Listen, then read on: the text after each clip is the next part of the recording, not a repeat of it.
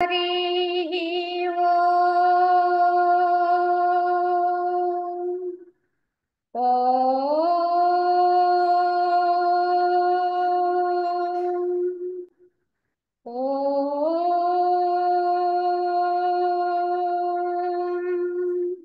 शुक्लाम्बरधरं विष्णुं शशिवर्णं चतुर्भुजं प्रसन्नवदनं ध्याये सर्वविघ्नोपशान्तये अखण्डमण्डलाकारं व्याप्तं येन चराचरं तत्पदं दर्शितं येन तस्मै श्रीगुरवे नमः। ॐ गुरुर्ब्रह्मा गुरुर्विष्णुः गुरुर्देवो महेश्वरः गुरु साक्षात् परं ब्रह्म तस्मै श्रीगुरवे नमः। वन्दे परब्रह्म चिदात्मकं सद्वन्दे गुरुं शान्तमुमेशमीशं वन्दे शिवानन्द गुरुप्रवीरं वन्दे सदा ज्ञानपि वन्दनीयान् अनन्तसुखदातारामखण्डानन्दविग्रहं दयालुमतिसन्तुष्टं वन्देऽहं मम सद्गुरुं रागादिरोगान् सततानुषक्ता न शेषकाया प्रवृता न शेषान् औत्सुक्यमोहारतिदान् जघाना यः पूर्ववैद्याय नमोऽस्तु तस्मै यः पूर्ववैद्याय नमोऽस्तु तस्मै। ఓం శ్రీరామచంద్ర పరబ్రహ్మణే నమః. శ్రీ వశిష్ఠ గీత ఉత్పత్తి ప్రకరణము ఈ యొక్క దుఃఖోపశమనము అనేటువంటి ఉత్పత్తి ప్రకరణము అధ్యాయంలో పరమార్థ సాధన గురించి ఇప్పుడు చెప్పుకోబోతున్నాం. వశిష్ఠుల వారు శ్రీరామచంద్రుని ఉద్దేశించి ఇలా చెబుతూ, ఓ రామచంద్ర, ఇంకనూ వినుము. పుట్టిన పిదప ఒకంత బుద్ధి వికసించిన మీదట మొట్టమొదట మనుజుడు సత్సాంగత్యమును అలవరుచుకున్నవలను. కనుక ఈ పరమార్థ సాధన అనేది ఎలా చేయాలి, భగవంతుని కొరకు చేసేటువంటి సాధనా క్రమం ఎలా ఉండాలో వశిష్ఠుల వారు వివరిస్తూ, ఎవరైనా సరే జన్మకు వచ్చిన పిదప ఒకంత బుద్ధి వికసించిన మీదట, కొంత వయసు కలిగిన మీదట, కాస్త విచక్షణ తెలిసేటప్పటికి వారికి మొట్టమొదటగా ఆచరణలో పెట్టవలసింది సత్సాంగత్యం. ఈ సత్సాంగత్యాన్ని అలవర్చుకోవాలి. కావున ఎక్కడ ఈ సత్సాంగత్యం దొరుకుతుందా అని దాని కొరకు వెతుక్కుంటూ మరీ ప్రయత్నించాలి. కావున నిరంతరము ప్రవాహ రూపమున జనుచుండు ఈ అవిద్యా నదీ సమూహము శాస్త్ర సజ్జన సంపర్కము లేకపోతే దాటుటకు సఖ్యము కాదు. ఎందుకు ఈ సజ్జన సాంగత్యం, సత్సాంగత్యం? సత్సాంగత్యం అంటే యథార్థంగా చెప్పవలసింది ఏమిటంటే సత్ ప్లస్ సాంగత్యము. సత్సాంగత్యం అంటే సత్యముతో సాంగత్యం. సత్యం ఏమిటి? పరమాత్మే సత్యము, ఆత్మే సత్యం, భగవంతుడే సత్యం. కనుక భగవంతునితో చేర్చడానికి అనువైనటువంటి సాంగత్యం ఏదైతే ఉందో అదే సత్సాంగత్యంగా గుర్తించాలి. కావున అటువంటి సత్సాంగత్యం లేకపోతే కనుక నిరంతరము కూడా ప్రవాహ రూపమును జనుచుండేటువంటి ఈ అవిద్యా నది, ఎందుకంటే ఇది అలాగా నది ఎలా అయితే ప్రవహిస్తూ ఉంటుందో ఈ అజ్ఞానం అనేటువంటి అవిద్య, ఈ యొక్క లేనటువంటి జగత్తుని ఉంది అనేటువంటి భ్రమలో పడి మనం ఉంటాం. ఆ భ్రమలో ఉండి మనం చేసే క్రియాకలాపాలకి అంతు లేకుండా అది ప్రవహిస్తూనే ఉండే నదిలా ఎల్లప్పుడూ జరుగుతూనే ఉంటుంది. కనుక దీని నుంచి బయటపడాలి అంటే, తప్పనిసరిగా ఒడ్డుకు చేరాలి అంటే ఈ యొక్క శాస్త్రము సజ్జన సాంగత్యం లేకపోతే వాటి నుంచి బయటపడము దుస్సాహసం, అంటే సాధ్యము కాదు అని చెప్పారు.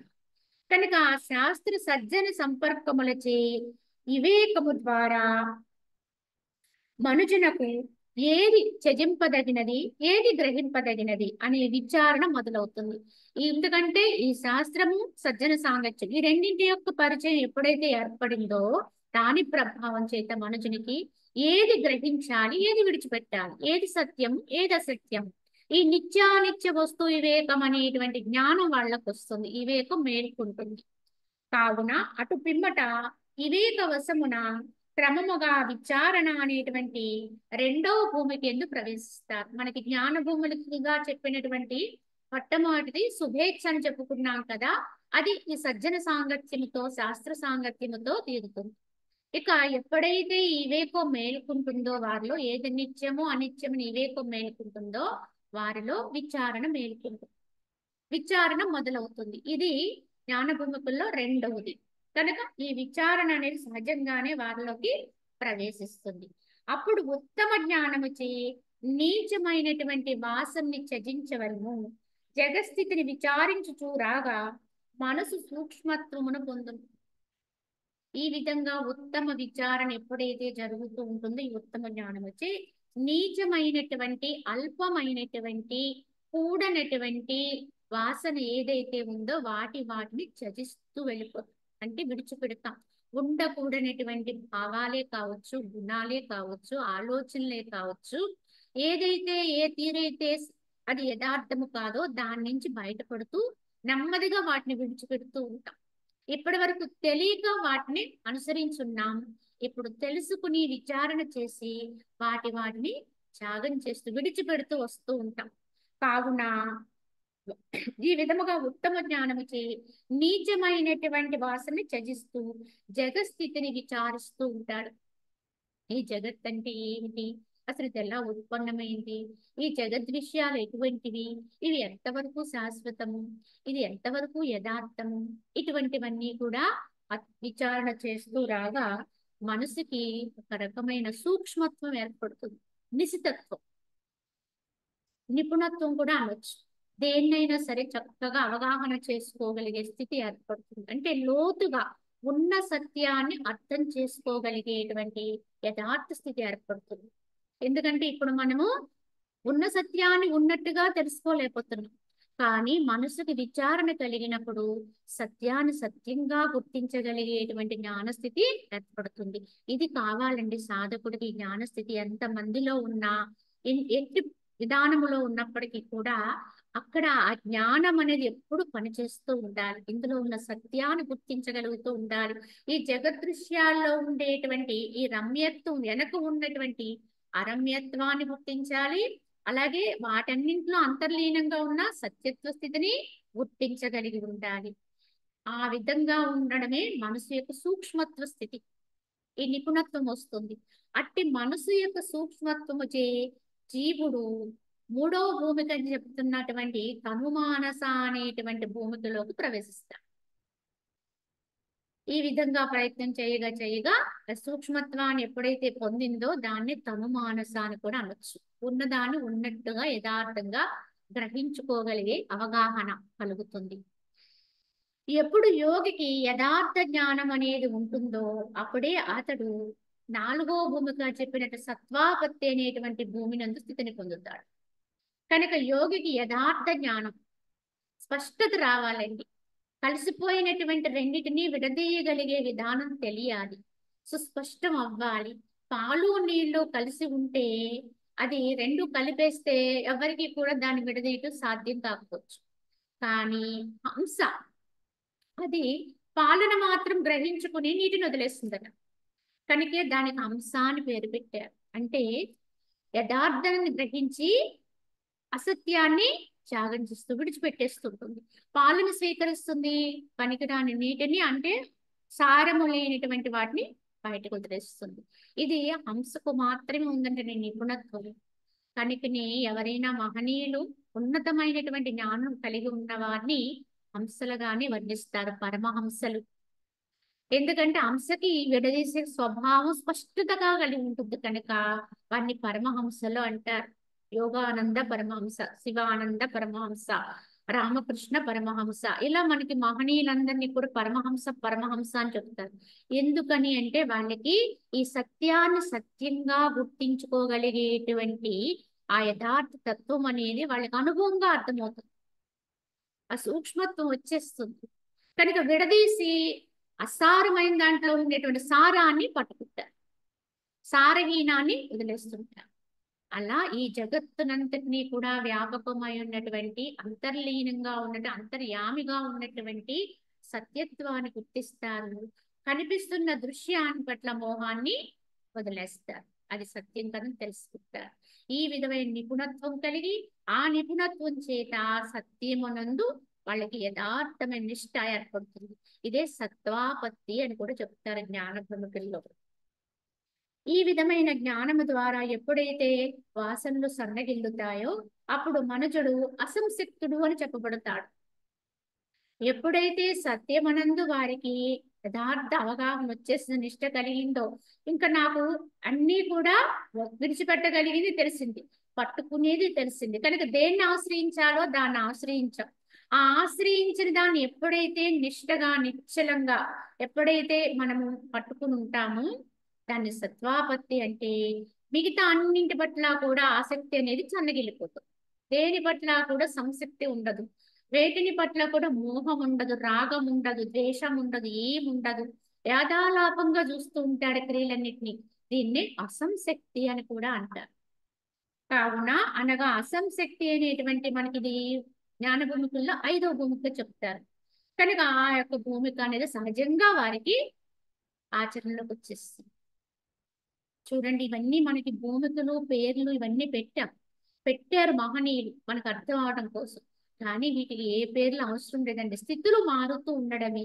కనుక మన యొక్క స్థితి ఈ విధంగా ఎప్పుడైతే సత్యమునందు నిష్ట కలిగిందో మిగతా అన్నిటి పట్ల వైరాగ్య భావన వస్తుందండి, వైరాగ్య భావన సిద్ధిస్తుంది. ఇలా సిద్ధించినటువంటి స్థితిని అసంశక్తి. వారికి భౌతికములో ఇంకా ఏదో పొందాలి, ఏదో అవ్వాలని దేని పట్ల కాంక్షలు ఉండవు, అన్నిటిలోనూ ఉంటారు కానీ దేన్ని వాళ్ళు మోహంతో మాత్రం తీసుకోరే. ఈ విధంగా వర్తిస్తూ ఉంటారు, ఈ అసంశక్తిలో ఉంటారు. పిమ్మట వాసనల యొక్క సూక్ష్మత్వము చేతను సదా అంతర్ముఖుడై బ్రహ్మ అహంభావన వనర్చుడు చేతను క్రమముగా అసత్యములకు బాహ్య పదార్థముల యొక్క విస్మరణ అనేది కలుగుతుంది. ఏమవుతుంది, ఈ విధంగా వాసనల యొక్క సూక్ష్మత్వం ఏర్పడుతుంది. కనుక లోపలికి మనసు లోపలికే వెళ్ళిపోతుంది. ఎక్కడ వాళ్ళకి ఏకాంతం దొరికితే, ఏకాంతము అంటే మాట్లాడవలసిన అవసరం లేని ప్రతి క్షణము ఏకాంతమేనండి సాధన. బయటికి శబ్దాన్ని వదిలేటప్పుడే ఏకాంతం నుంచి బయటకు రావాలి తప్ప మాట్లాడే అవసరం లేనప్పుడు ఎంతమంది మధ్యలో ఉన్నా ఏకాంతాన్ని అనుభవించగలిగి ఉండాలి యథార్థమైన సాధకుడైతే. అంటే యథార్థమైన ఏకాంతం ఎక్కడుంది? సత్వాపత్తి. అంటే ఆత్మయందు తాను ఆశ్రయించదగిన స్థితి ఏదైతే ఉందో దాని యందు ఎవరికైతే నిశ్చలత్వం ఏర్పడుతుందో ఆ నిశ్చల స్థితిలోకి వెళ్ళిపోవడమే ఏకాంత స్థితి అని. అంతేకాని ఈ యొక్క సమాజంలో ఎవ్వరూ లేని చోటకు వెళ్ళిపోదామంటే సాధ్యమయ్యేది కాదు. ఏది కనపడిన చోటకు వెళదామంటే అస్సలు సాధ్యం కాదు. అన్ని దృశ్యము కనుక అంత ప్రకృతిలో ఉన్నాము, కనుక సమాజం మధ్యలో ఉన్నాం. కానీ నిజమైన ఏకాంతం తన లోపల ఉంది, తానై ఉంది కనుక అక్కడ వెతుక్కోవాలండి. ఆ ఏకాంతంలోకి మనసు వెళ్ళిపోవడం అనేది అభ్యాసంగా రావాలి. ఇటువంటి సత్వాపత్తి ఎవరికైతే ఏర్పడిందో అసంశక్తి అనేది సహజంగా వచ్చేస్తుంది. ఈ అసంశక్తి అంటే ఇంక దేన్ని కూడా స్మరించవలసిన తీసుకోవలసినటువంటి అవసరం వారికి కనిపించదండి. అసలు బలవంతంగా మనసును అదుపు చేయటం కాదు, సహజంగానే వారి మనసు అలా సూక్ష్మత్వంలోకి వెళ్ళిపోతూ ఉంటుంది. కనుక ఎల్లప్పుడూ కూడా బ్రహ్మ అహంభావన చేస్తుంటాడు, నేనే బ్రహ్మమనై ఉన్నాను అనేటువంటి అనుభవాన్ని పొందుతూ క్రమముగా అసత్యములకు బాహ్య పదార్థములకు విస్మరణ అవుతుంది. అంటే వాటన్నిటినీ కూడా వదిలేస్తూ విస్మరణ పట్టించుకోని స్థితి ఏర్పడుతుంది. మరియు ఎంతవరకు సమాధిస్థుడై ఉన్నను లేక వ్యవహరించుచున్నను అసత్యములైన సాంసారిక పదార్థములందు స్థితి కలిగి ఉన్నను ఆత్మయందు మనసు యొక్క క్షీణత్వం చేతను బ్రహ్మ అహంభావన యొక్క అభ్యాస వశము చేతను స్నాన భోజనాది బాహ్య క్రియలు చేయుచున్నప్పటికీ వానిని కాంచడో కావుననే వానిని ఆసక్తితోడ చెయ్యకుండునో వాని స్మరింపకుండునో వాసనలు సన్నగిల్లుడు చే కేవలము బాల ఉన్మత్తుల వలెను లేక అప్పుడే నిద్ర నుంచి మేలుకున్న వాని వలన ఆ స్నాన భోజనాది కర్తవ్యములను ఇతరుల ప్రారణ చేయుచుండునో అంతవరకు అతడు అభ్యాసము చేయుచునే ఉండవలెను. ఇప్పటి వరకు మనం ఈ బ్రహ్మాభ్యాసం చెయ్యాలండి. దీనికి ఏమన్నా ఒక నియమం ఉందా? కాలం అనేటువంటి పరిమితి ఉందా? ఎన్ని సంవత్సరాలు చెయ్యాలి? ఎంత కాలము చెయ్యాలి ఈ సాధన అని ప్రశ్నిస్తూ ఉంటాం సాధకులుగా. అయితే ఇది ఈ జన్మక మరు జన్మక ఎప్పటి వరకు చెయ్యాలనేది కాదండి. ఎంత కాలం అయితే ఇప్పటి వరకు మనకు చెప్పిన ఈ స్థితి అనేది అవలంబనీయం కాదో అంతవరకు అభ్యాసం చేయాలి. ఇక్కడ ఏమని చెప్పారు? ఎటువంటి స్థితి కలిగే వరకు అభ్యాసం చేయమని చెబుతున్నారు అంటే, ఎంతవరకైతే వాడు సమాధి స్థితిలో ఉన్నా లేక వ్యవహారంలో ఉన్నా, అంటే అలాగ వాడు సత్వాపత్తులు అలాగ అసంశక్తితో దాని యందు నిశ్చలత్వంతో ఉన్నా, లేదా బయట అన్నిటితో పాటు అందరితో పాటు వ్యవహారంలో ఉన్నప్పటికీ కూడా ఈ అసత్యములైనటువంటి ఈ సాంసారిక పదార్థములు అన్నిటిగా కూడా వాడు స్థితి కలిగి ఉన్న, అంటే అంతటా తిరుగుతున్నప్పటికీ కూడా ఆత్మయందు మనసు యొక్క క్షీణత్వం, అంటే ఆత్మయందు మనసు పూర్తిగా లయత్వాన్ని పొంది క్షీణత్వం అల్పమైపోయి ఉంటుంది కనుక దానికి గుర్తింపు లేని స్థితిలోకి వెళ్ళిపోతుంది కనుక పగటి పూట వచ్చే చంద్రుని మాదిరి మనసు కలిగి ఉంటారు. అంటే ఆ మనసుకి విలువ లేదండి, ఉంటుంది కానీ విలువ లేదు. అలాంటి మనసుతో ఉంటారు. ఈ బాహ్య అహంభావం యొక్క అభ్యాస మోసము చేతను స్నాన భోజనాది బాహ్య క్రియలు చేయుచున్నప్పటికీ కూడా వాటిని గుర్తించలేడు, అంటే గ్రహించడు. అంటే ఇది నేనే చేస్తున్నాను కనుక ఈ స్నానం ఇలాగే చెయ్యాలి, భోజనం ఇలానే ఉండాలి, ఈ శయనం ఇలాగే ఉండాలి, స్పర్శ ఇలానే ఉండాలి అనేటువంటి ప్రత్యేకమైన అభిప్రాయాలు ఏమీ ఉండవండి. ఏ నిమిషానికి ఏది ఎలా జరగాలో అలాగ దాన్ని అభ్యాసం దాన్ని అనుసరిస్తూ ఉంటాడంతే. కనుక భోజనాన్ని స్వీకరించాలి కనుక స్వీకరిస్తూ ఉంటాడు, కానీ దాని రుచి ఎరుంగడు. అలానే ఎక్కడో ఒక చోట పడుండాలి కనుక దేహం మనకి అలసట వచ్చినప్పుడు దాన్ని ఎక్కడో చోట పడుకోబెడదు, కానీ అది ఎక్కడ పడుతుంది, ఏ స్పర్శలో ఉంది, ఏం అనిపిస్తుంది, ఇది సుఖమా అసుఖమా అనేది గుర్తించటండి. ఇలా ఏది కూడా గుర్తించినటువంటి స్థితి, ఎందుకంటే అక్కడ మనసు పూర్తిగా ఆత్మయందు లయత్వంతో ఉంటుంది. కావున వాణ్ణి కాంచడు. కావుననే వాడిని ఆసక్తితోటి చెయ్యకుండా, ఆసక్తి లేకుండా కేవలం యాదాలాప క్రియలుగా చేస్తూ ఉంటాడు. వాణ్ణి స్మరించకుండా ఉంటాడో, ఇలా ఉండాలి అలా ఉండాలి అనుకోకుండా ఉంటాడో, వాసనలు సన్నగిల్లిపోవుట చేత బాల బాలుల వలె, అంటే బాలకుడు వలె, చాలా శిశువు, చెప్పాలంటే బాలకుడు కాదండి, శిశువు మాదిరిగా ప్రత్యేకమైన అభిప్రాయం లేనట్టుగా, శిశువుకి ఏ భేదము తెలియదండి, ఆ విధంగా భేదము లేనివాడే, లేదా ఉన్మత్తుల వలె, అయితే ఉన్మాది కాదండి ఈయన. ఉన్మాది ఏమీ తెలియక ఉన్మాది అయిపోతాడు. అది అధపాతాళం చెప్పాలంటే. కానీ ఇక్కడ పరమ జ్ఞానండి, అట్టి తెలుసు కూడా ఏమీ తెలియని వాడు అవుతాడు. అటువంటి ఉన్మత్తుల వలె, లేక అప్పుడే నిద్ర నుంచి మేలుకున్న వాని వలె స్నాన భోజనాది కర్తవ్యం ఇతరుల ప్రారణ చేయి. కనుక నువ్వు ఆహారం తీసుకో, భోజనం చేయంటే భోజనం చేస్తారు, లేదా ఇతరత్ర అయిన క్రియలు చెప్తే వాళ్ళు ఆచరిస్తూ ఉంటారు తప్ప దాని నుంచి ఏమీ గ్రహించరు, ఏమి తీసుకోరు. ఇది ఇలా చేయాలి అలా చేయాలనేటువంటి నియమాలు ఏమి పెట్టుకోరు. వాళ్ళకి ప్రత్యేకమైన నియమ నిబంధనలు కూడా వర్తించవాలి. వారికి ఆచారాలు మడులు శుచులు లేకపోతే సదాచారం యొక్క పాలనలు ఇవేమి వర్తించవు కూడా చెప్పాలంటే. కనుక కనుక ప్రారంభంలో ఉన్న వాళ్ళని చూసి అనుసరించకూడదని నిజం చెప్పాలంటే. వాళ్ళన్నిటికీ అతీతమైనటువంటి స్థితిలో ఉంటూ ఉంటారు. కావున అంతవరకు ఈ స్థితి కలిగే వరకు అభ్యాసం చేయాలి. ఇలా ఇతరులు ప్రేరణ చేత జీవన కార్యాలు నెరవేర్చేటువంటి విధానం కలిగే వరకు, ప్రత్యేకంగా నేనే చేయాలని అభిప్రాయం పోయినంత వరకు కూడా, అప్పటి వరకు కూడా సాధన చేయాలి, అంటే ప్రయత్నం చేయాలి. ఆత్మనిష్ట కొరకు ప్రయత్నం చేయాలి. అది ఎప్పటి వరకు కలగలేదు అప్పటి వరకు చేయాలి. అంటే ఈ జన్మకు సాధ్యం కాలేదనుకోండి, మరు జన్మలో కూడా తప్పదండి ప్రయత్నం. ఇప్పుడే దీన్ని అభ్యాసం చేసి ఇప్పుడే సఫలత్వాన్ని పొందారనుకోండి, అప్పటికి అంటే సాధన చెయ్యాలి అన్నారు కదా అని చెప్పి అది ఆగిపోయింది అంటే మనం మానివేయాలని కాదు అర్థం. అక్కడ దానంతట అదే నిలిచిపోతుంది. మనం ఒక చోటుకి వెళ్ళాలి అని ప్రయత్నంలో మొదలుపెట్టాం ప్రయాణం, వెళ్ళవలసిన చోటు వచ్చే వరకు ప్రయాణం చేస్తూ ఉంటాం.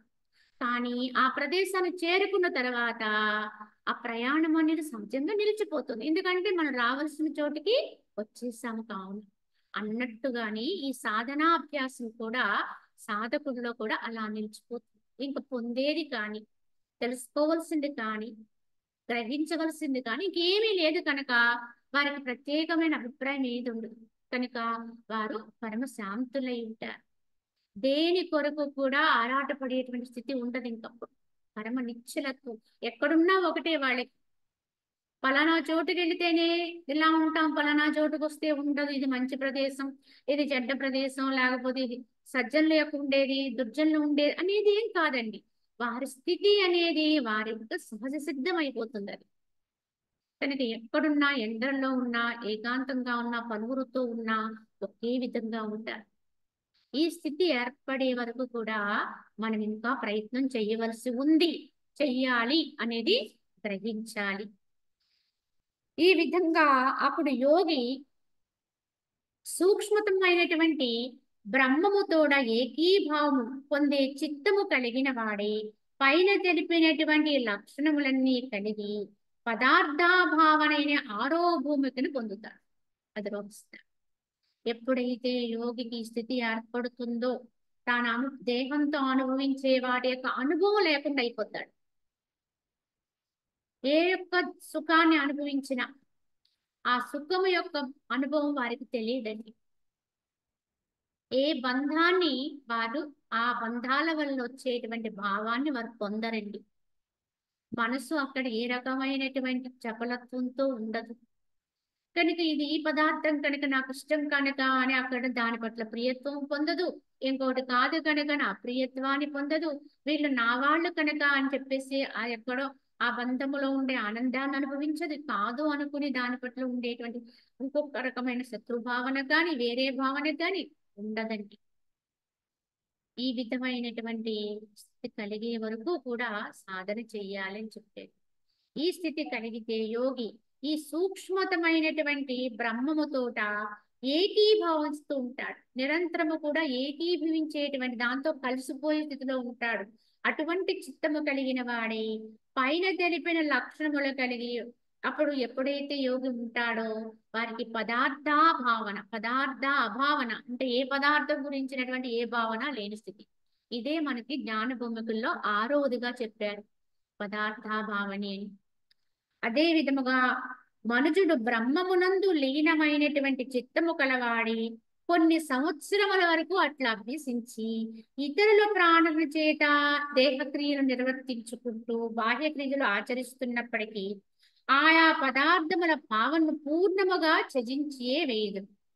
అప్పుడు అతడు స్వయముగా తుర్యాత్ముడవుతాడు. తుర్యగా అనే 7వ భూమికి ఎందుకు ప్రవేశిస్తాడు. అతన్ని జీవన్ముక్తుడు అని పేర్కొనబడతాడు. కావున ఈ కాలముగా ఈ విధముగా పదార్థాభావని అనేటువంటి స్థితిలో వారు కొన్ని సంవత్సరాల కాలము ఆ విధంగా సాధనలో ఉంటారు. దేన్ని భావన చేయనటువంటి స్థితి, ఏ భావన లేనటువంటి స్థితి, అభావనతో ఉండేటువంటి స్థితి. ఇతరుల ప్రేరణ చేత జీవన క్రియలు నడుస్తూ ఉంటాయి. యాదాలకు ఒక బొమ్మలాగా దేహాన్ని కదిపి ఆడిస్తూ ఉంటారు.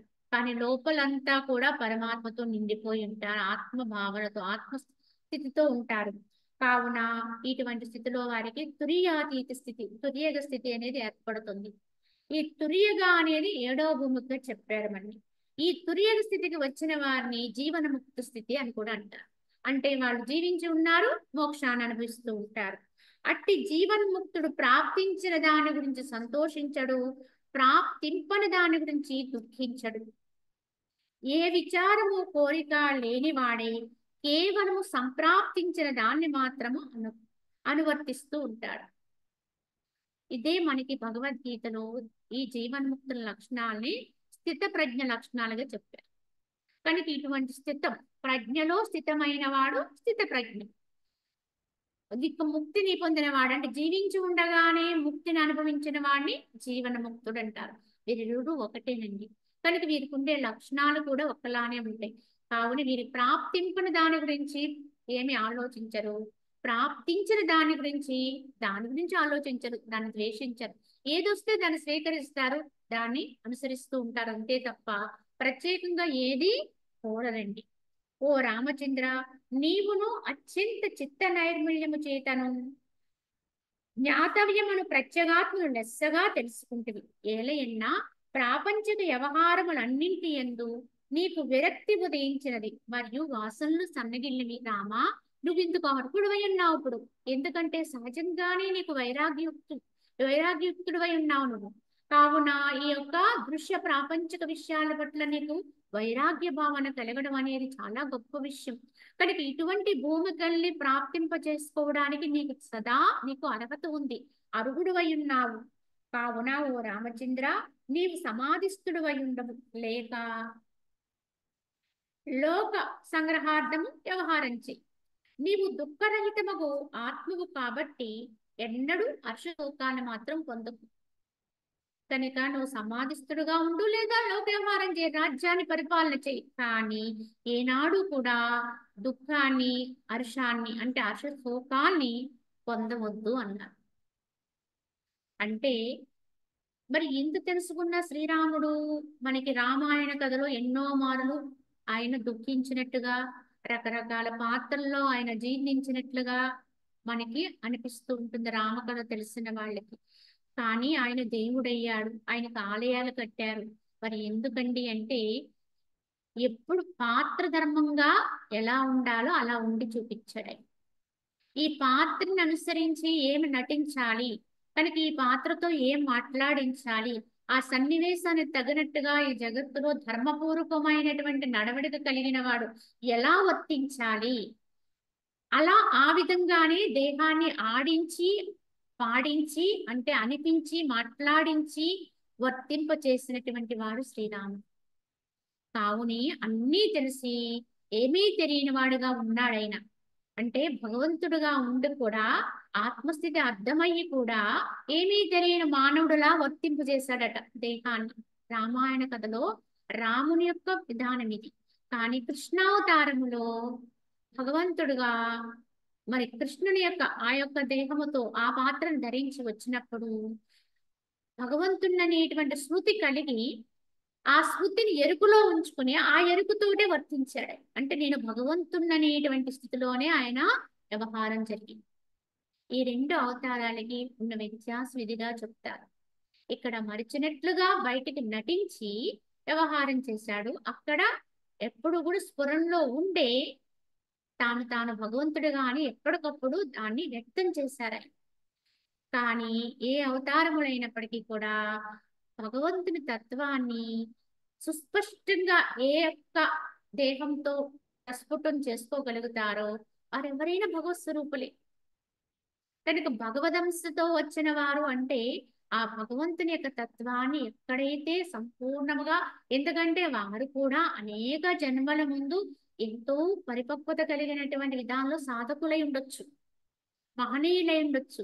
కనుక ఇప్పటికీ వాళ్ళు తత్వాన్ని అందుకుని చక్కగా దాన్ని ప్రస్ఫుటం చేసుకోగలిగారు. కనుకనే ఆయా దేహాలతో వాళ్ళు దేవుళ్ళుగా పిలువబడ్డారు. ఇప్పటికి కూడా పూజలు అందుకుంటున్నారని. ఎవరు ఇలా దాన్ని తెలుసుకోగలుగుతారో వాళ్ళెవరైనా ఆరాధ్యనీయులే, పూజనీయులే. కావున శ్రీరాముడి జీవన కాలములో ఆయన వర్తించిన విధానం అంతా కూడా తెలిసి ఆడిన నాటకం అండి. అన్ని గ్రహించి అన్నిటినీ కూడా యథార్థముగా ఇది ఇది అని తెలిసి ఆ పాత్రకి తగినట్టుగా నటన మాత్రం చేసి చూపించి ధర్మపూర్వకమైన నటన చేశారు. కావునే రాముడు దేవుడయ్యాడని చెప్తారు. కావున దేనికి హర్షాన్ని పొందొద్దు, దుఃఖాన్ని పొందొద్దు. నువ్వు రాజుగా పరిపాలన చేయి లేదా సమాధిస్తుడువా ఎలా ఉన్నప్పటికీ కూడా నువ్వు ఉండవలసిన తీరు ఇదే అని చెప్పి వశిష్ఠుల వారు చెబుతూ స్వయం ప్రకాశమై నిర్మలమై సర్వ వ్యాపకమై సదా ఉదయం పొందినదైనటువంటి నిత్యమైనటువంటి ఆత్మీయ నీకు సుఖదుఖములు ఎచ్చట, జనన మరణములు ఎచ్చట, నువ్వే స్వయం ప్రకాశకుడివి, నువ్వే నిత్యుడివి, నువ్వే సర్వవ్యాపకుడివి. అటువంటి ఆత్మయే నేననుకుంటే దానికి సుఖమేమిటి, దుఃఖమేమిటి, జన్మేమిటి, మరణమేమిటి, ఏమీ లేదు. ఎప్పుడు ఉండేది అది శాశ్వతమైనది అని తెలుసుకో. ఇదే అందరి యొక్క భావన కావాలి. కనుక నేను అదయ్యున్నాను అనే భావన చేతనే సాధన చేయాలండి. ఆత్మను విడిచి ఏ సాధన చేయరాదు. ఆత్మతత్వాన్ని పట్టుకునే సాధనే సాధనండి. భగవంతుని పట్టుకోవడం అంటే ఈ సత్యత్వం. భగవంతుడు అంటే నిత్యుడు, సత్యమైన వాడు, ఒకే ఒక రూపానికి మాత్రం పరిమితమైన వాడు కాదు, ఒక రకమైన తత్వానికి మాత్రమే పరిమితమైనది కాదు అని తెలుసుకుని దాని కొరకు అటువంటి స్థితి పొందుడు కొరకు చేయబడే ఏ సాధనైనా అది సాధన పడుతుంది.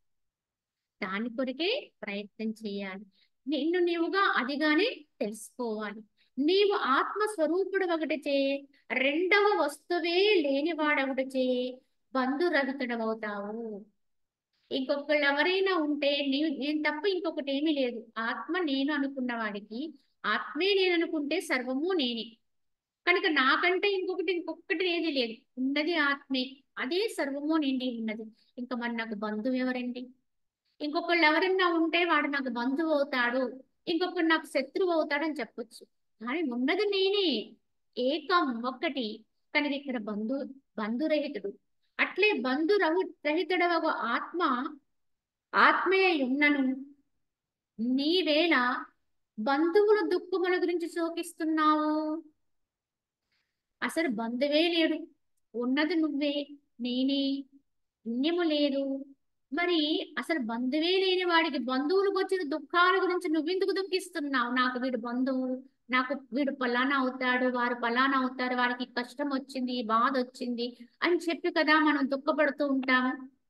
అసలు బంధువే లేని వాడికి బంధువులు దుఃఖాలు ఎలా వర్తిస్తాయి అని అసలు వారు ప్రశ్నిస్తున్నారు. ఇదే మనం గ్రహించాలి. నా వాళ్ళు, నేను, నా వాళ్ళు అనుకుని మనం మోహాన్ని పొందుతూ వారి వారి పట్ల ఉండే రాగము చేత మనము జీవనాన్ని గడుపుతూ ఉంటాం. కనుక వారికి వచ్చిన దుఃఖాలు కానీ, కష్టాలు కానీ, బాధలు కానీ వచ్చినా దానికి గడ్డన పడుతూ ఉంటాం. ఎవరికి? నా వాళ్ళు అనుకున్న వాళ్ళే నాకు బంధువులు అవుతారు. నా అనేది ఎవరికి వర్తింపజేస్తాము?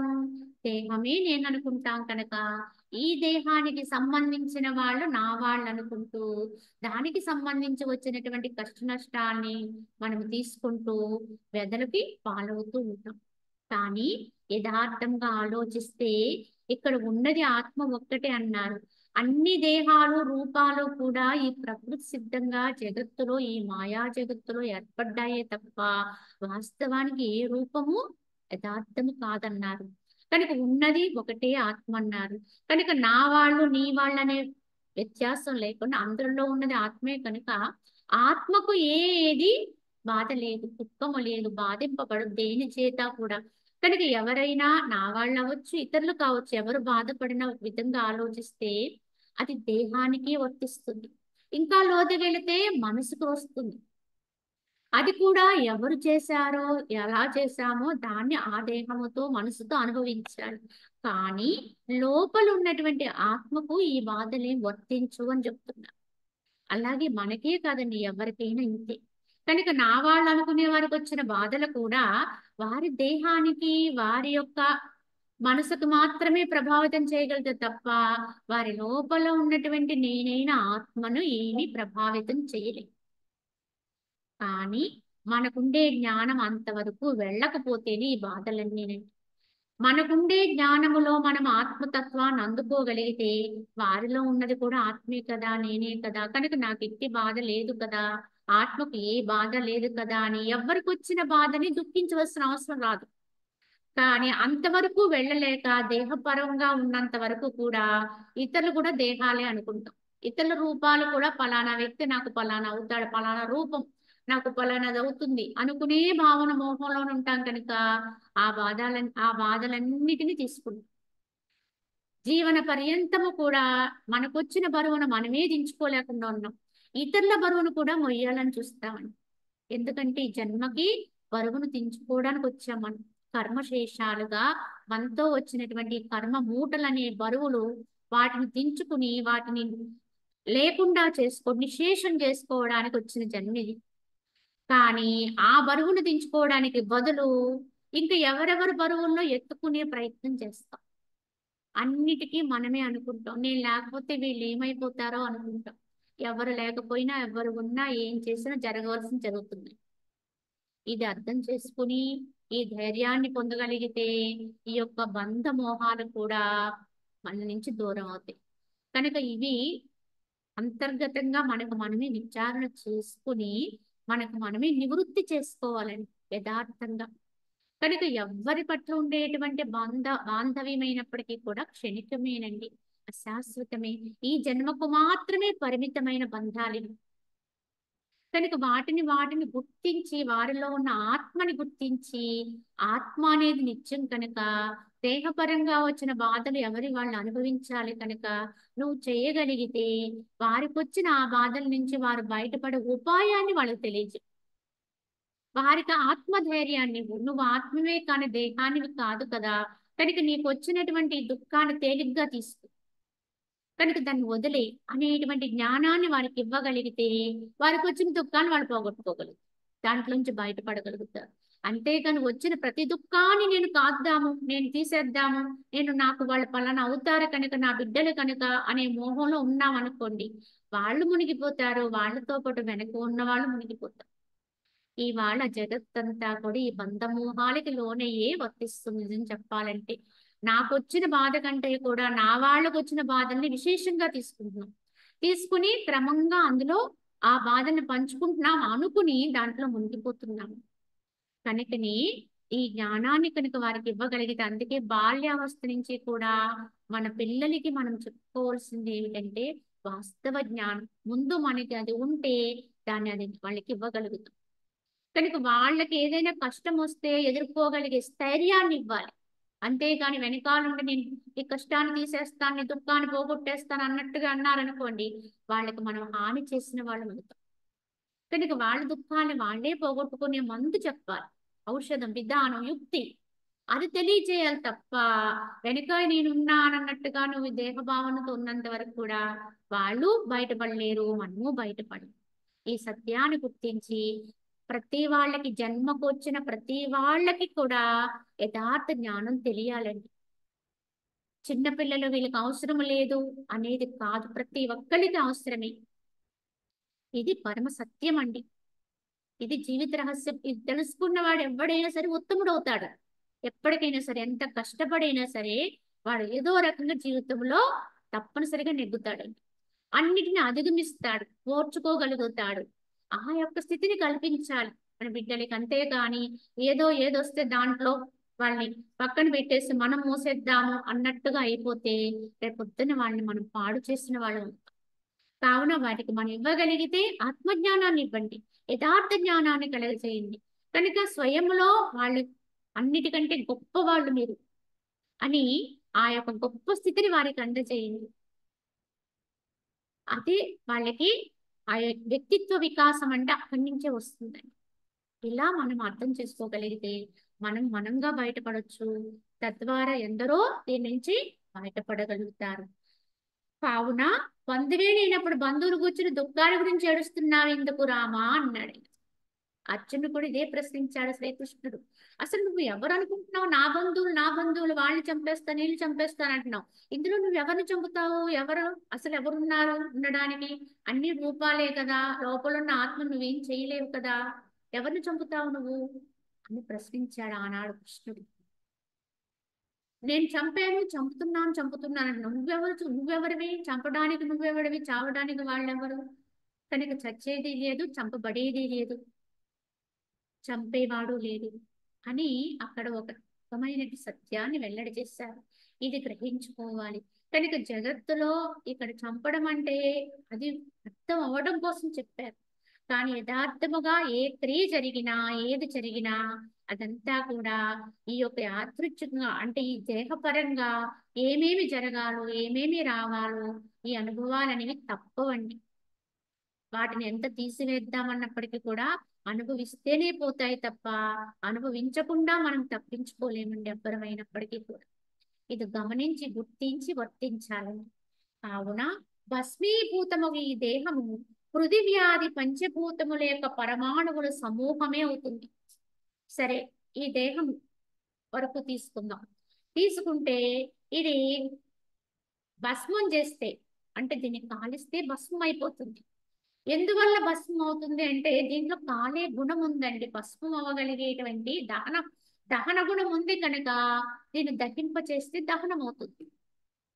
ఎందువల్లంటే ఈ దేహము పంచభూతాల యొక్క సంఘాతంతో ఏర్పడింది, పంచభూతాల సమూహంతో ఏర్పడింది కనుక అందులో అగ్నితత్వం ఉంది కనుకనే దేహము దహింపబడుతుంది.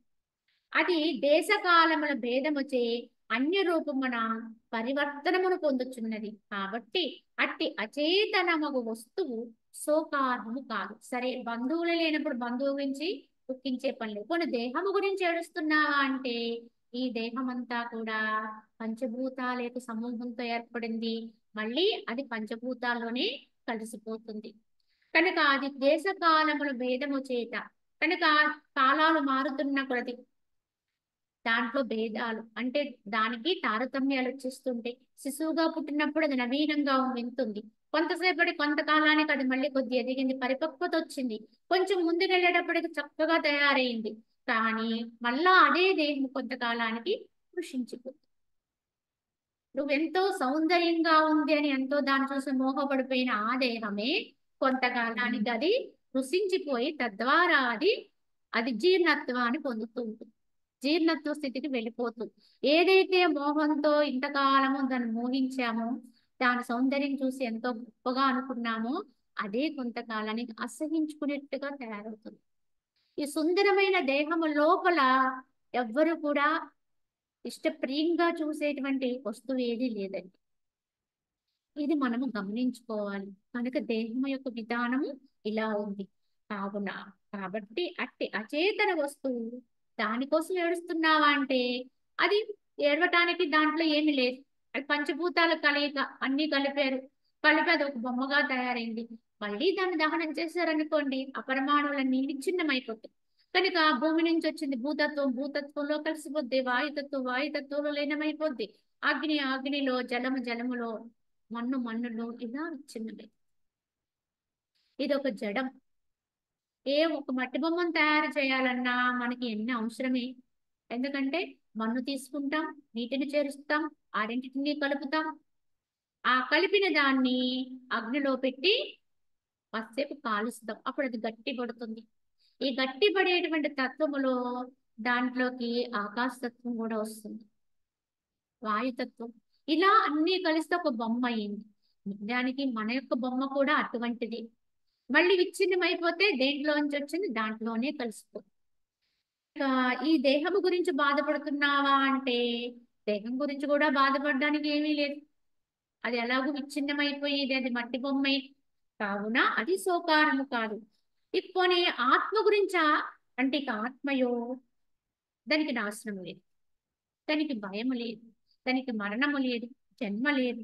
కాబట్టి ఇప్పుడు నువ్వు దేని కొరకు శోకిస్తున్నావు, దేని కొరకు శోకించవలసిన అవసరం ఉంది చెప్పండి అంటే దేనికోసం అంటే బంధువుల కోసం శోకిస్తున్నావు అంటే బంధువులే లేని వాడికి బంధువుల కోసం ఎందుకు శోకిస్తున్నావు. అలాగే దేహమా అంటే దేహము మట్టి బొమ్మ కనుక అది ఎలాగో పోయేదే కనుక దాని కొరకు వెయిట్ చేస్తే పని లేదు. కొన్ని ఆత్మ గురించి దుఃఖిస్తున్నావా అంటే ఆత్మ సత్యము నిత్యము, అది ఎవ్వరు దాన్ని నశింప చేయలేరు, దానికి ఏ హాని చేయలేరు, దానికోసం బాధపడే పని లేదు. కనుక దుఃఖమునకు అవకాశమే లేదు, కానీ దుఃఖపడుతుంది. అసలు దుఃఖించవలసిన అవసరమే లేదు కానీ దుఃఖపడుతున్నాడు మనుషుడు. ఎందుకు అది గ్రహించాలి. మరి ఎందుకు అంటే ఓ రామచంద్ర, నీవు నాశరహితమైనటువంటి ఆత్మవై ఉండి కూడా నేను నశించెదను అని ఏల దుఃఖిస్తున్నావు. మృత్యు నివాస శూన్యము నిర్మలాత్మకు వినాశనం ఏమిటి. కావున ఎందుకు దుఃఖపడుతున్నావో రామా అంటూ నీవు నాశరహితముగు ఆత్మవై ఉండి కూడా నేను నశిస్తాను, నేను చనిపోతానని ఎందుకు దుఃఖిస్తున్నావు. ఎందుకు అంటే నేను ఆ రహితమైనటువంటి ఆత్మయే నేను అనే జ్ఞానం లేకపోవడం వల్ల దుఃఖాలు వస్తున్నాయి. నాశనము లేనటువంటి సత్యమైనటువంటి నిత్యమైనటువంటి ఆత్మయే నేను అనే స్పృహ కలిగితే దుఃఖానికి తావులేదు. కానీ ఆ స్పృహ లేకపోవడం వల్ల, దాన్ని కోల్పోవడం వల్ల ఈ దుఃఖాలన్నీ కలుగుతున్నాయి. కనుక మృత్యు నివాస శూన్యము నిర్మలాత్మకు వినాశనమే లేదు, ఎప్పటికీ నాశనమే లేదు. ఘటము రెండు వ్రక్కలైపోయినా ఘటాకాశము నశించదు. కుండ పగిలిపోయింది, కుండలో ఉన్న ఆకాశం మాత్రం నశించదు. అట్లే దేహం విచ్ఛిన్నమైపోయినా దీని ఎందున్న ఆత్మ నశించదు. కానీ ఇక్కడ ఆత్మను నేను అనుకుంటే, నశించినటువంటి ఆత్మను నేను అనుకుంటే ఏ దుఃఖము లేదా అభయస్థితి. కానీ నశించిపోయే విధానం కలిగినటువంటి వికారవంతమైన ఘటము నేను అనుకుంటే అన్ని దుఃఖాలు వచ్చేస్తాయి. దీన్ని బట్టి మనము మన భావాన్ని ఎలా మార్పు చేసుకోవాలి? ఘట భావనలో ఉన్నాం ఇప్పుడు, కానీ ఘట ఆకాశ భావనానికి వెళ్ళాలి. కనుక దేహ భావంలోంచి ఆత్మ భావంలోకి వెళ్ళాలి. ఇప్పటి వరకు తెలియక దీన్ని పట్టుకుని నేను నేను నేనని దీని భావనలు ఉండిపోయాం, దీనికి సంబంధించిన విషయాలు ఉండిపోయాం. కానీ ఇప్పుడు మన భావాన్ని నెమ్మదిగా మార్పు చేసుకుని క్రమంగా ఆత్మయందు స్థితం చేసుకోవాలి. అప్పుడే సర్వ దుఃఖోపశమనం అండి. అన్ని దుఃఖాల నుంచి బయటపడేటువంటి ఏకైక మంత్రం చెప్పాలంటే, అన్ని మంత్రాల కంటే గొప్ప మంత్రం అండి ఈ నేను తెలుసుకోవడమే. నేను ఆత్మగా తన్ను తాను తెలుసుకోవడమే. కావున మృగతృష్ణ నది నశించిపోయినను ఎండ నశింపనట్లు దేహము నశించినను ఆత్మ నశింపదు. ఆ ఎండనే ఆ ఇసుక మీద చూసి మృగతృష్ణ నీళ్లు ఉన్నాయి అనుకున్నాం, కానీ ఆ భావన తొలగిపోయింది మనకి. అది మృగతృష్ణ, అది నిజం కాదని తెలిసిపోయిన ఎండ ఉంటుందండి అక్కడ. ఎందుకంటే ఆ ఎండను చూసే మనం ఇందాక అది మృగతృష్ణ అంటే అది నీళ్లతో నిండినటువంటి ఒక సరస్సులా భ్రమించాం. కానీ ఇప్పుడు మనకి సత్యం తెలిసిపోయింది. సత్యం తెలిసిపోతే మృగతృష్ణ పోయిందండి, ఆ నది పోయింది, కానీ ఎండ ఉందండి. అలాగే దేహ భావన పోతే ఆత్మస్థితి నిశ్చలమైపోతుంది. కావున భ్రాంతి రూపమును నిరర్ధకమైన పదార్థముల గురించిన వాంఛే నీ యందు అసలు ఎలా ఉద్భవించుచున్నది? అంతయు అద్వితీయమగు ఆత్మయే అయ్యుండా ఇక వాంఛించుటకు ఆత్మకు రెండో పదార్థం ఏముంది? నాకు అది కావాలి, ఇది కావాలి, అది ఇది ఇది అని ఎందుకు వాంఛలు పెంచుకుంటున్నావు? ఇది రాముడికి సంబంధించిన ప్రశ్న కాదండి, సాధకుడికి వేసే ప్రశ్న. కనుక ఎందుకంటే రాముడు అప్పటికే వైరాగ్యవంతుడై ఉన్నాడు, విచక్షణాపరుడై ఉన్నాడు, జ్ఞానిగా ఉన్నాడు. కానీ సాధారణ మానవుని ఉద్దేశించి వశిష్ఠుల వారు అడుగుతున్నారు, ఎందుకు దుఃఖిస్తున్నావు? ఈ నిరర్ధకమైన పదార్థముల గురించిన వాంఛి నీ యందు అసలు ఎందుకు ఉద్భవిస్తుంది? అసలు ఉన్నది ఒకటే ఆత్మ ఏకం, ఇంకొకటి లేదు అని చెప్తున్నాం, ఇంకొకటి లేనే లేదు. అటువంటప్పుడు అంతా ఆత్మయే ఉందా? ఇంకా వాంఛించటానికి అన్యంగా ఇంకేముంది కోరడానికి? కోరేవాడెవడు, పొందేవాడెవడు, పొందబడేదేముంది? ఇంకొకటి లేదు. కానీ ఉంది అనుకుంటే ఇవన్నీ వస్తాయి. దేహమాత్ర భావనతో ఉంటే కోరేవాడు ఉంటాడు, పొందబడేది ఉండదు. ఇదొక స్వప్నం, ఇదొక మాయ. కానీ నేను ఆత్మని అనేటువంటి స్థితిలోకి ఎప్పుడైతే వెళ్ళగలుగుతావో కోరడానికి ఏమీ కనిపించదు, ఏమీ లేదండి. ఏది ఉన్నా అది నేనే. కనుక నన్ను నేను కోరుకున్నా, నన్ను నేను కోరుకోవడానికి ఇంకొకటిగా లేదు. ఇది తెలుసుకుంటాడు ఆత్మ అనుభవ స్థితిలో. కావున ఓ రాఘవ, ఈ ప్రపంచమున వినదగినది, స్పృశింపదగినది, చూడదగినది, రుచి చూడదగినది, మూర్ఖునదగినది అగు పదార్థము ఒకంతైనను ఆత్మకు అన్యముగా లేదండి. ఇంకొకటి లేదు, ఉన్నది నేనే, సర్వము నిండి ఉన్నాను అన్నప్పుడు ఇంక నువ్వు వినదగింది ఇంకొకటిగా ఉంటుందా? చూడదగింది ఉంటుందా? స్పృశించదగింది ఉందా? రుచి చూసేది ఉందా? ఈ ఆత్మ అనుభవానికి వెళ్ళిపోయిన వారికి, సర్వాత్మగా అయిపోయిన వారికి అన్యం ఉండదు. కనుక ఇంకో అన్యంగా అనుభవించడానికి ఇంకోటి ఉండదండి. రుచి తెలిసింది అంటే రెండు ఉంటాయి. చూసేవాడు, రుచి తెలుసుకునేవాడు ఉన్నాడు, తెలియబడే రుచి ఉంది. అప్పుడు మనం ఎక్కడ ఉన్నట్టు? ద్వైతంలో ఉన్నట్టు. ఇలా అన్నిటి యొక్క అనుభవంలో ఉన్నంత వరకు కూడా మనం ద్వైతంలోనే ఉంటామండి. చివరికి మనం చేసే సాధనలో కూడా ద్వైతంలోనే ఉంటామండి. భక్తి చేస్తున్నాం భగవంతుని కోసం. ఎందుకు భక్తి చేస్తున్నాం? భగవంతుని కొరకు చేస్తున్నాను అనుకుంటాం. ఫలానా భగవంతుడి కోసం, ఫలానా ఆకృతి, ఫలానా దేవుడు, ఫలానా క్షేత్రము అని చెప్తూ ఉంటాం. అప్పుడు కూడా మనము ద్వైతంలోనే ఉంటాం. సరే, అలా కాదండి, నేను ధ్యానం చేస్తున్నానండి, ఆత్మనిష్ఠున్నగా ధ్యానం చేస్తున్నానండి అంట. ఎవరు చేస్తున్నారు ధ్యానం? నేను చేస్తున్నాను. ఎవరి కోసము? దేవుడి కొరకు. అంటే ఇక్కడ చేసేవాడు వేరుగా ఉన్నారు, పొందబడేది వేరుగా ఉంది. ఈ భావనతో ఉన్నాం అనుకోండి, నేను జీవుణ్ణి, దేవుడు ఇంకొకడు ఉన్నాడు కనుక దేవుణ్ణి పొందాలి అనేది కొంతవరకు లోపల భావన. నేను మనిషిని, నేను దేహాన్ని కనుక నా లోపల ఏదో ఉందంటే తెలుసుకుందాం అనుకునేది ఇంకా చెప్పాలంటే ఇంకా వెలుపల భావన. ఇలా మనము మొత్తం మీద రెండు భావాలతో ఉన్నంత వరకు కూడా మనం ద్వైతులమేనండి. అద్వైతులు అనటానికి ఎవ్వరికి హక్కు లేదు. అద్వైతి అయిపోతే పలకటానికి ఇంకోటి ఉండదండి. చెప్పడానికి ఇంకో మాట ఉండదు. ఉన్నది నేనే, నేను ఎవరితో పలకాలి అన్నట్టుగా అయిపోతాను. కనుక స్వయంలో స్వయం అనుభవంతో ఉంటారు. నేను తప్ప ఇంకొకటి ఏమీ లేదంటారు. నేనే సర్వం అంటారు. నేనే అంతటా నిండి ఉన్నానంటారు.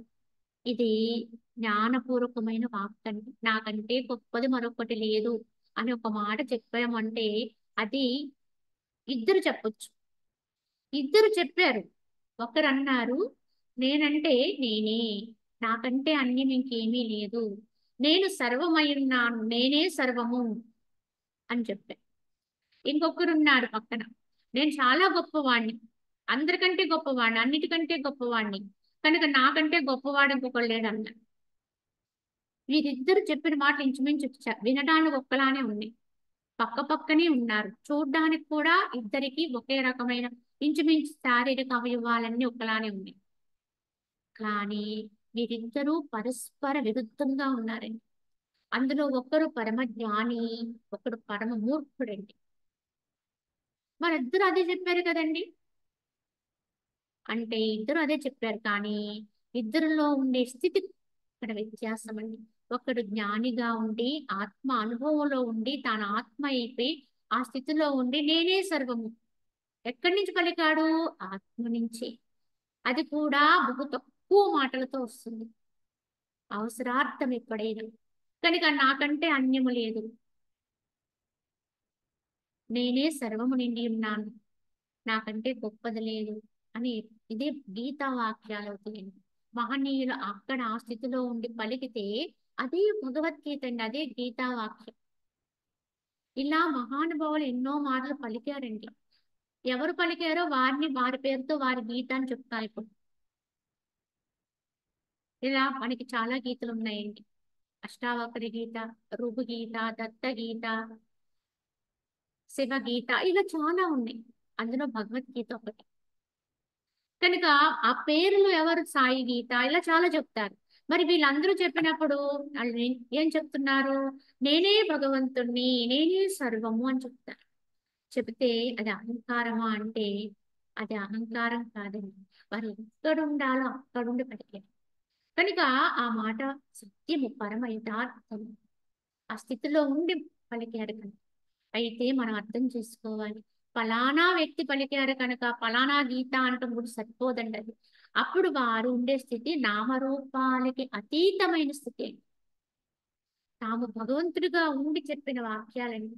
కనుక ఈ ఫలానా వాడు చెప్పారు కనుక ఇది ఆ గీత కనుక బాబా వారు ఇలా చెప్పారు కనుక బాబాయే దేవుడు, ఇంకెవరు దేవుడు కాదు అనుకున్నాం అనుకోండి, మళ్ళీ మనకు అజ్ఞానం వచ్చేస్తుంది.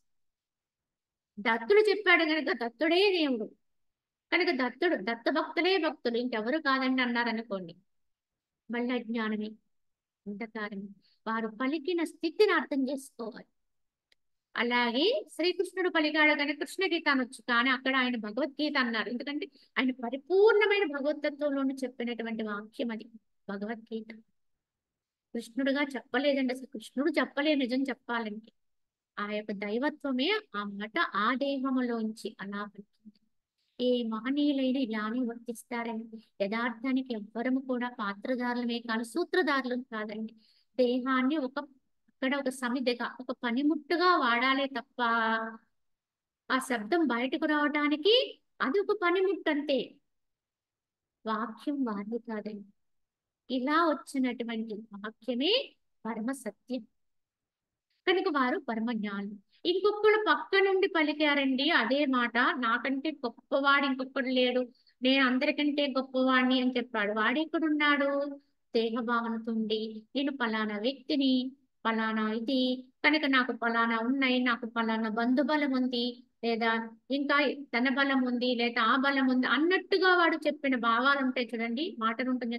అది ఉన్న అహంకారంతో కలిగి, ఈ అహంకారంతో పలికేవాడు పరమ మూర్ఖుడు, మూఢుడు.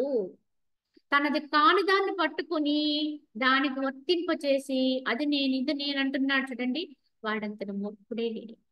మరి వినడానికి ఒక్కలానే ఉన్నాయండి అంటే వారుండే స్థితి ఎంతో వ్యత్యాసం. ఇది ఎవరికి అర్థమవుతుందండి అంటే అంతో ఇంతో జ్ఞానం తెలిసిన వాడికి అర్థమవుద్ది. వారెక్కడున్నారు ఇది వీరు ఎక్కడున్నారు వారెక్కడున్నారు అని మనం ప్రశ్నించుకునే దానికంటే కూడా మన స్థితిని మనం కాపాడుకునే ప్రయత్నం చేయాలి. ఇదంతా అర్థం అవటం కొరకు చెప్పుకోవాలి తప్ప యథార్థముగా ఎవరిని ఎక్కడ ఏంటి విమర్శించుకోవాల్సిన అవసరం మనకి లేదు. అలాంటి దృష్టితో చూస్తే మనకి సమయమే సరిపోదండి. కనుక ఇంకొకళ్ళు ఏమిటి అనే ప్రశ్న మనకొద్దు. మనమేమిటి, నేనేమిటి, నా స్థితి ఏమిటి, నేను ఎక్కడున్నా, నా యథార్థమైనటువంటి భావన ఎలా ఉంది అని నిరంతరము పరికించుకుని మనలో లోపలికి మనమే ప్రయాణం చేయాలి. సూక్ష్మత్వములోకి మనకి మనంగానే ముద్రించుకోవాలి. ఇది సాధకుడుగా మనం తెలుసుకోవాల్సిన అంశం అండి. కావున ఇక్కడ శ్రీరామచంద్రుడితో కూడా ఈ విధంగానే చెబుతూ ఇక ఆ విధమైన జ్ఞానం తెలిసిన వాడికి వినదగినది కానీ స్పృశింపదగినది కానీ రుచి చూడదగినది కానీ ఏది కూడా ఒక్కొక్కటి ఉండదు. సర్వము తానే ఉంటాడు కనుక ఇవన్నీ వస్తున్నా వాటి ప్రత్యేకతలు ఏమీ కూడా వాడికి తెలియవండి. ఆత్మకు అన్యముగా లేదు. ఏది అనుభవించినా ఆత్మగానే అనుభవిస్తాడు. వాసనాక్షయం అనే పేరు గల మనోనాశనము సిద్ధింప కర్మ విలయం అనే పేరు గల ఈ మాయ సంపూర్ణముగా నశించిపోవచ్చున్నది. కావున ఈ విధముగా వాసనాక్షయం అంటారు దీన్ని. ఈ వాసనలు అనేటువంటి లేనటువంటి పేరు కలిగినటువంటి ఈ మనోనాశ స్థితి, ఈ మనసు లేనటువంటి స్థితి సిద్ధించినప్పుడు అప్పుడు కర్మ విలయం అనేటువంటి పేరుగల అంటే ఈ కర్మకంతటికి కూడా ఆలవాలమైనటువంటి కర్మ నిలయంగా చెప్పేటువంటి మాయ. చూడండి, ఈ మాయ ఎక్కడి నుంచి వచ్చిందో, ఎలా వచ్చిందో, ఇది ఎప్పుడు పోతుందో, ఎలా పోతుందో, ఈ మాయ భగవంతుడు మన మీద ఎందుకు పెట్టాడు, ఇలాంటి ప్రశ్నలు ఉంటాయి మనకి. భగవంతుడు పెట్టడం కాదండి, మన వాసనలు, మన ఆలోచనలు, మన మానసిక విధానమే బయటికి వచ్చి ఇదే మనకి మాయా ప్రపంచాన్ని సృష్టిస్తుంది. ఈ మాయా విషయాన్ని కల్పిస్తుంది. వీటన్నిటిలో పడి మనం వర్తిస్తూ ఇది మాయ మాయ అంటూ ఉంటాం. తెలిసిన మాట అదే, తెలియని వాడు అదే మాట చెప్తున్నాం. కానీ యథార్థముగా ఈ మాయ ఏర్పడడానికి కారణమైనటువంటి తన మనస్సుని, ఈ వాసనని వెనక్కి తీసుకోవడం అనేది ఎప్పుడైతే అభ్యాసం అవుతుందో, వాటిని ఆత్మయందు నిశ్చలత్వం కలిగించడం అనేది ఎప్పుడైతే అభ్యాసం అవుతుందో, పరిపూర్ణంగా ఈ మనోనాశ స్థితి సిద్ధించితే ఆ మాయ, దాని వల్ల ఏర్పడిన మాయ కూడా అప్పుడే అది అంతర్ధానం అయిపోతుంది. ఇంకక్కడ మాయ అనే ప్రభావం ఏమీ కూడా దాని మీద పడదండి, ఆ జ్ఞాని మీద. కావున ఓ రాఘవ, సంసారం అనే భయంకర యంత్రమున ఆరూఢమై దాన్ని నడుపునటువంటి ఈ వాసనని రుజువు వంటి తాటిని నీవు ప్రయత్నపూర్వకంగా ఛేదించి వేయము అన్నారు. కావున ఇక్కడ ఏం చెప్తున్నారంటే ఇది ఒక యంత్రం అనుకోండి. ఈ సంసారం అనేటువంటిది ఒక భయంకరమైన యంత్రం అనుకుంటే ఆ యంత్రం మీద మనము కూర్చున్న ఆరూఢమై దాన్ని నడుపుతున్నటువంటి ఈ వాసన అనే రజ్జు, ఇంతకీ ఈ యంత్రాన్ని నడపడానికి ఒక బెల్ట్ లాంటిది ఒక తాడు కట్టి ఉందండి. ఇది తిరిగితే ఆ యంత్రం కూడా తిరుగుతూ ఉంది.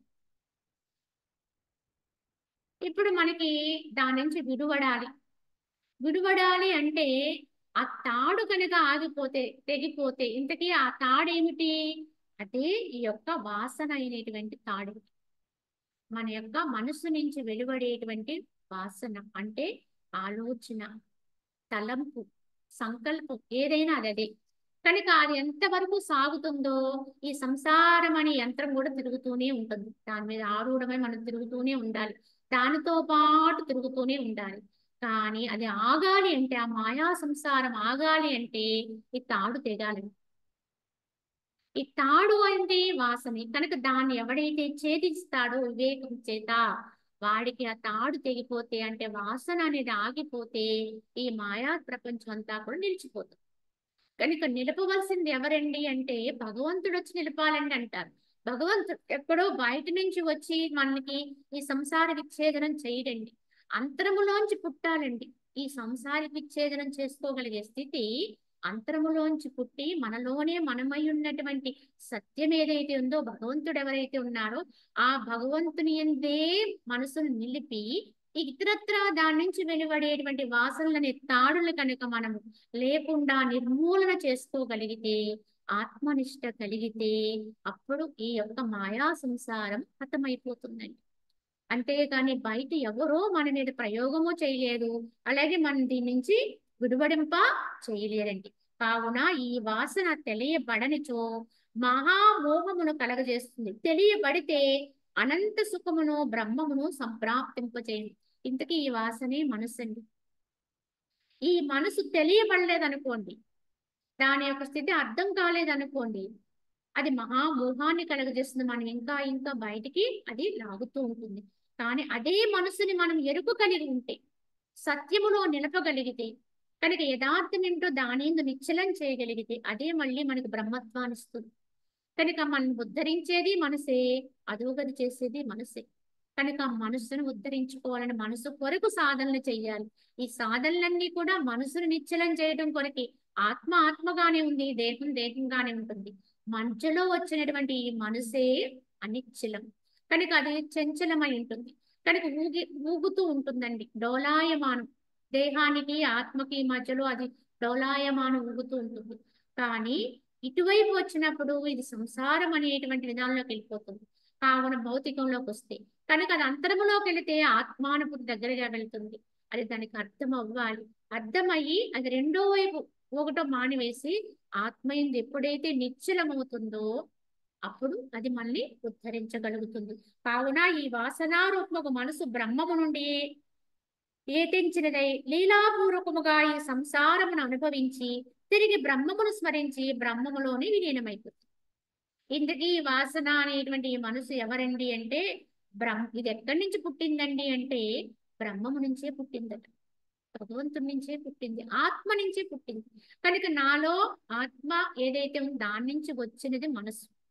కనుక ఈ మనసు బ్రహ్మము నుండి ఏతించినదే లీలాపూర్వకముగా ఒక స్వప్నమాలగి సంసారమును అనుభవించి తిరిగి మళ్ళీ బ్రహ్మమును స్మరణ చేసుకుని మళ్ళీ స్మరించి తాను వచ్చిన చోటు గుర్తెరింగి దాన్ని పొందాలనే ప్రయత్నంతో తిరిగి మళ్ళీ ఆ బ్రహ్మమునే చేరి బ్రహ్మములో విలీనమైపోతుంది. ఇది కదండి జీవుని కథ. ప్రత్యేకంగా కథేమీ లేదు. జీవుడు వచ్చాడు, మళ్ళీ ఇక్కడ మన్నాడు, ఇక్కడ కొంతకాలం ఏదో గడిపాడు, కానీ మళ్ళీ యథార్థాన్ని తెలుసుకున్నాడు. తాను వచ్చిన చోటుకి వెళ్ళిపోవడానికి మళ్ళీ ప్రయత్నం చేశాడు, మళ్ళీ వచ్చిన చోటుకి వెళ్ళిపోయాడు. మనం ఎలా అయితే ఒక దూర ప్రాంతానికి వెళ్ళి కొంతకాలము గడిపి కొన్ని రోజులు అక్కడక్కడ ఏవేవో చూసి కొంత వినోదాన్ని పొంది అలాగే కొంత వైరాగ్యాన్ని కూడా పొంది అంటే ఇవన్నీ ఎందుకు ఎలా అనేటువంటి భావన పొంది ఎంత చూసినా ఏంటి ఎక్కడికి వెళ్ళినా ఉన్నవి ఇవే అని తెలుసుకుని మొత్తానికి మళ్ళీ మనం నిశ్చయించుకుంటాం ఏమని మన ఊరు మనం వెళ్ళిపోదాం, మన ఇంటికి మనం వెళ్ళిపోదాం, ఎవ్వరము వెళ్ళిన చోట ఉండిపోదాం అని అనుకోరండి. ఎంత దూరం వెళ్ళిపోయిన వాడైనా, ఎన్ని విదేశాలు వెళ్ళిన వాడైనా, లేదా ఇతరత్ర క్షేత్ర దర్శనాలకు వెళ్ళిన వాడైనా, రకరకాలు చూసిన వాడైనా వాడి మనసు ఎప్పటికీ ఆతృత పడుతుందండి. మనం ఎక్కడి నుంచి వచ్చామో, మన స్వగ్రామం ఏదో, మన స్వస్థానం ఏదో, మనం అక్కడికి వెళ్ళిపోవాలి, మన ఇంటికి మనం వెళ్ళిపోదాం అని మళ్ళీ తిరుగు ప్రయాణం గడతాడు. తప్పకుండా అలాంటి భావనే వస్తుందండి ఎవరికైనా. ఇవాళ దేశ దేశాల్లో ఉంటున్న వాళ్ళకు కూడా తప్పకుండా తప్పనిసరి పరిస్థితుల్లో ఉండడమే తప్ప వాళ్ళకు కూడా తమ స్వగ్రామం ఉందే భావన ఉంటుంది, స్వస్థానంలో ఉండాలనే భావన ఉంటుంది. కానీ ఇది ఎందుకు వస్తుందండి అంటే ఇది జీవుని యొక్క సహజతత్వం అండి. ఎక్కడి నుంచి బయలుదేరామో అక్కడ చేరుకోవడం అనేది ధర్మం అండి. అలానే జీవుడు కూడా ఆత్మలోంచి బయలుదేరాడు, బయటకు వచ్చాడు, కొంతకాలం కొన్ని జన్మల వరకు అలా తిరిగాడు, తిరిగాడు తిరిగాడు తిరిగాడు కానీ ఏదో ఒక రోజుకి దానికి తప్పకుండా ఆ జీవుడు కూడా విరక్తి వస్తుంది. ఎంత తిరగాలి, ఎంత కాలం ఇలా అనేటువంటిది వస్తుంది. కనుక మళ్ళీ వెతుక్కుంటాడు, వెనక్కి తిరుగుతాడు, వచ్చిన దారి పట్టాలి. ఆ దారి కోసం మళ్ళీ వాళ్ళని వీళ్ళని ప్రశ్నించి చివరికి తాను ఎక్కడి నుంచి బయలుదేరాడో ఎక్కడి నుంచి పుట్టాడో అక్కడ చేరిపోతాడండి. ఇదే జీవ చరిత్ర చెప్పాలండి. ఇదే మొత్తము మన జన్మ చరిత్రలన్నీ కూడా ఇలానే రాయబడి ఉంటాయి. కావున పత్రమున రేఖలను జలమందు తరంగములను సువర్ణమున కటక ఆభరణములను అగ్నేందు ఉష్ణత్వాదులు ఎట్లు కలవో అట్లే ధ్యాన రూపుడకు పరమాత్మ ఎంది ముల్లోకములు కలవు. అతని ఎందే జగత్తు ఉత్పన్నమైనది, అతని ఎందే స్థితిని పొంది ఉన్నది. కావున ఈ జగత్తు పరమాత్మయేవునని చెప్పారు వశిష్ఠుల వారు. కావున ఒక పువ్వు ఉంటే పువ్వులో రేఖలు ఉంటాయి, అలాగే జలం ఉంటే నీటిలో తరంగాలు ఉంటాయి, సువర్ణం ఉంటే దాంతో అనేక ఆభరణాలు వస్తాయి. ఇవన్నీ కూడా అగ్ని యందు ఉష్ణం ఉంటుంది, ఎలా కలదో అలాగే భగవంతుని యందు ముల్లోకాలు కూడా అందులోనే ఏర్పడతాయి, మళ్ళీ అందులోనే ఏకంగా లయమవుతూ ఉంటాయి. కావున అతని ఎందే స్థితిని పొంది ఉన్నవి కావున ఈ జగత్తంతా కూడా పరమాత్మమయమే అవుతుందని చెప్పి వశిష్ఠుల వారు శ్రీరామచంద్ర వారికి జ్ఞానోపదేశం చేస్తూ ఆత్మ జ్ఞానోపదేశము అనే దాని గురించి చెప్పబోతున్నారు. అది ఏమిటనేది రేపటి భాగంలో తెలుసుకుందాం. హరి ఓం తత్సత్. ఓం